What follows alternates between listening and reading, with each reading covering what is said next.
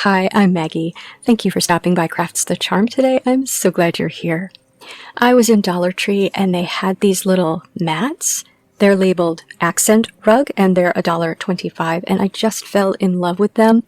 You can see that it's a woven mat.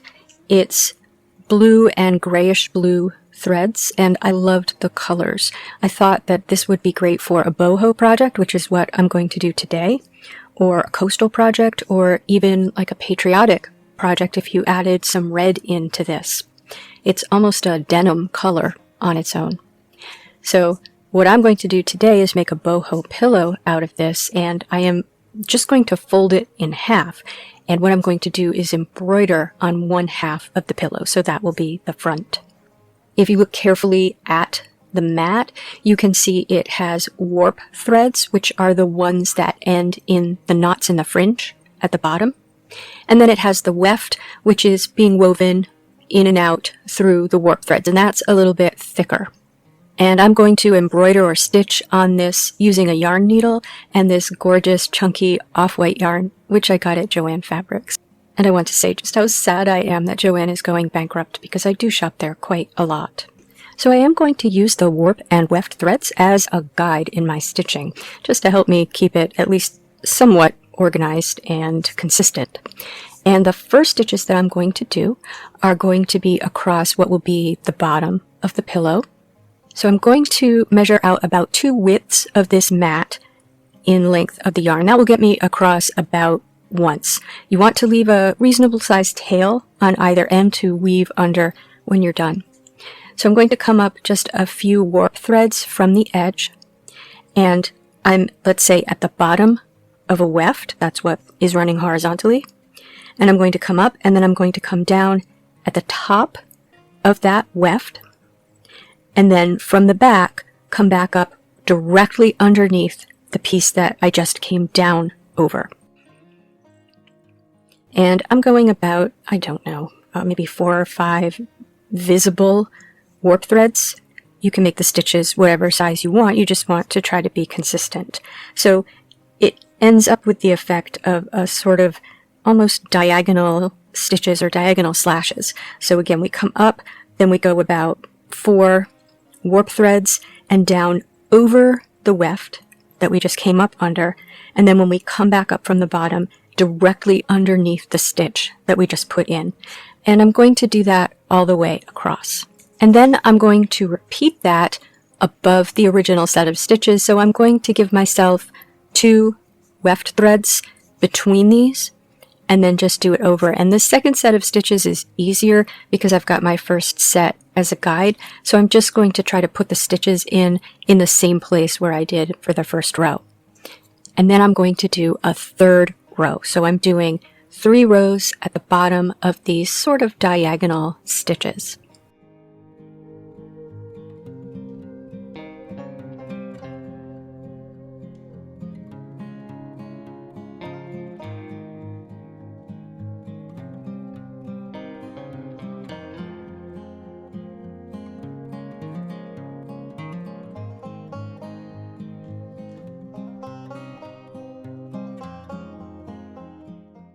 Now I'm going to do the same thing at the top, and so the top for me is a little bit below where the fold is. I've folded the rug in half, and I want to give a little bit of space because I am going to stitch at the top. I'm not going to leave it folded at the top with seams on the sides. I'm going to stitch all 4 sides of this. So I'm going to come down a little bit from the top, and then I'm not going to flip the rug around. I'm going to keep it oriented the same way. So these are going to look just like the stitches at the bottom. And once I've done the first row, I'll do the other 2 rows. Going this direction, you just have to remember that you want to leave the space between them.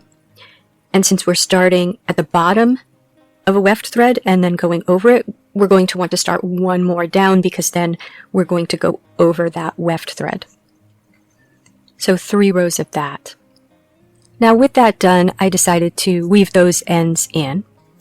And all I'm doing for that is just putting the yarn on my needle and sliding it under some of those stitches and then trimming it so it's short.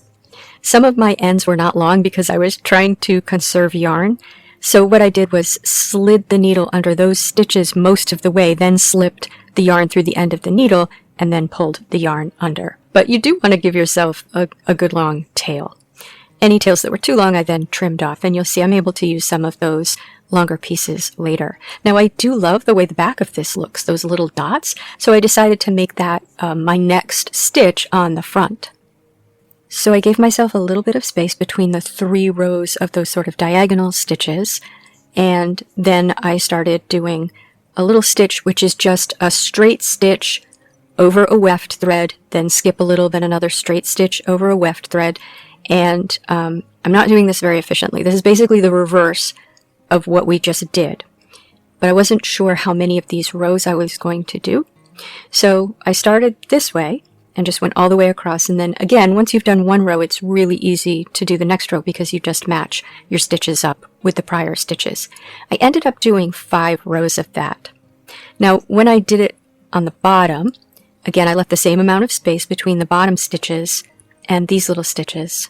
I did it more efficiently. I knew now I was going to do 5 rows, so I did the 5 rows, and then I went back the other way and did the next 5 and then the next 5, and I think this was a little bit more efficient for the yarn to do it that way. And you can see my stitches aren't perfect. I don't think that really matters. I like the way it looks, and it's handmade and boho.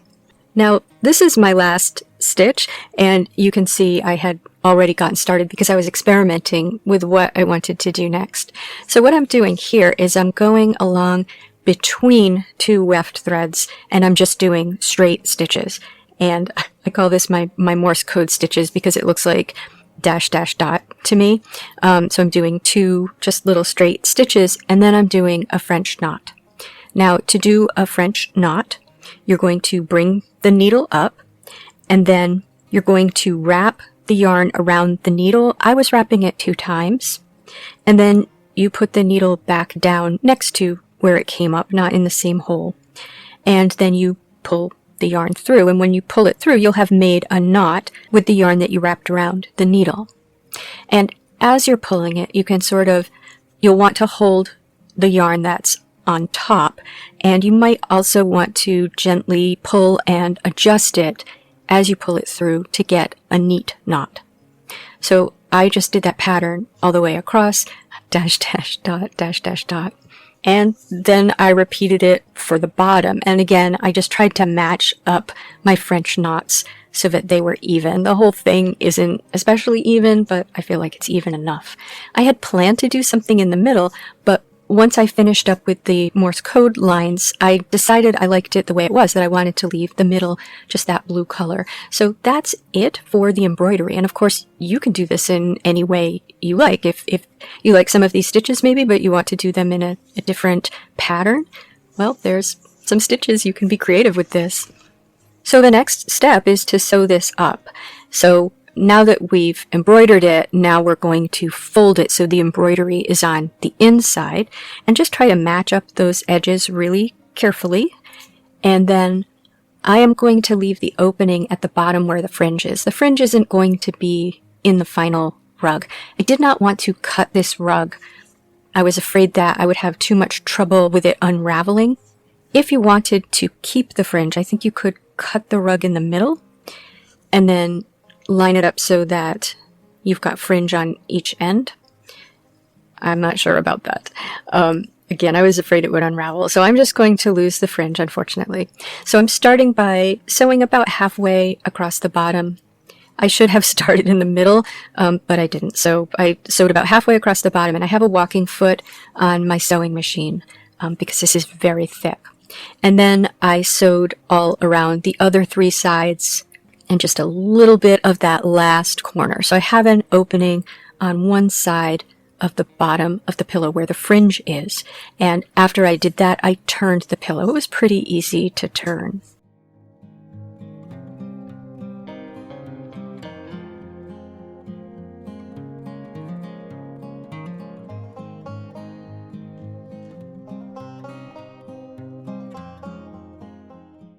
Now, before I fill it, I'm going to make some tassels for the corners. I do think the fringe was contributing a lot to the look of this, and I think some tassels will make up for that. So I'm going to use this just yarn from the Dollar Tree in denim tweed, and I haven't been able to find this yarn recently. I've seen it on eBay. I really love this color. So I have a little bit left over here from the last time I think I knit with it, and what I'm going to do is mix it with the chunky off-white yarn to make the tassels. So I'm first going to cut a length of the just denim about 6 or 7 inches long. And then I'm going to hold the just denim and the chunky white together, put them facing down or with the tail end down on my palm and just wrap them around.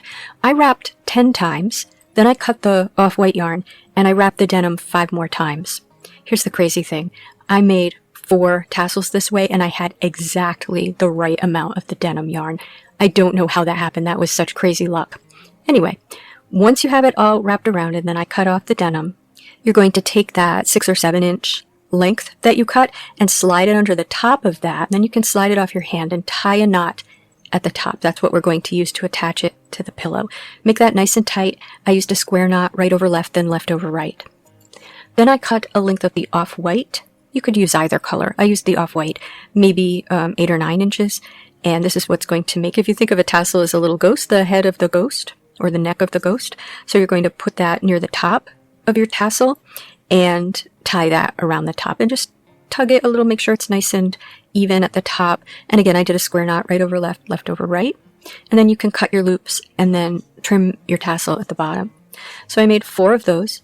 And then to attach them to the pillow, the pieces of blue yarn that we tied at the top, I threaded those through my needle and then put it from the outside in to each corner.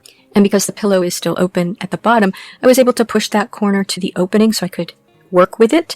And I took one thread and threaded it through the pillow again so that the threads were opposite each other. And then I just tied very tight a square knot. So I pulled it very tight so that the tassel would be right against the corner and then tied a square knot. So I did that for all 4 corners. Again, this was easy to turn, so that was really pretty easy to get each corner to the opening.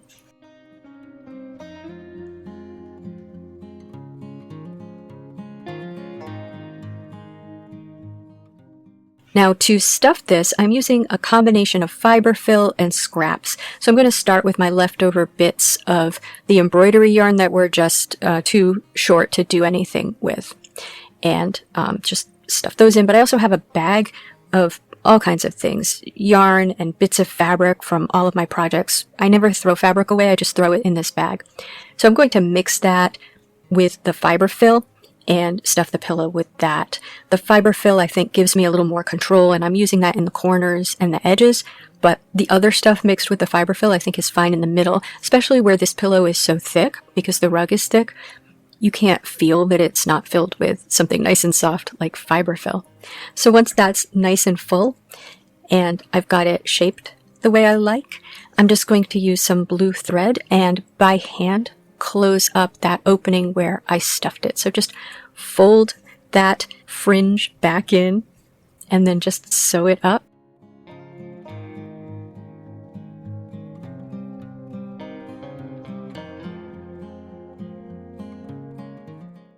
So here's the final pillow. I'd love to know what you think. Please tell me in the comments.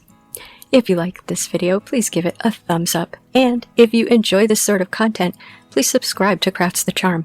Thank you for spending time with me today. Take care.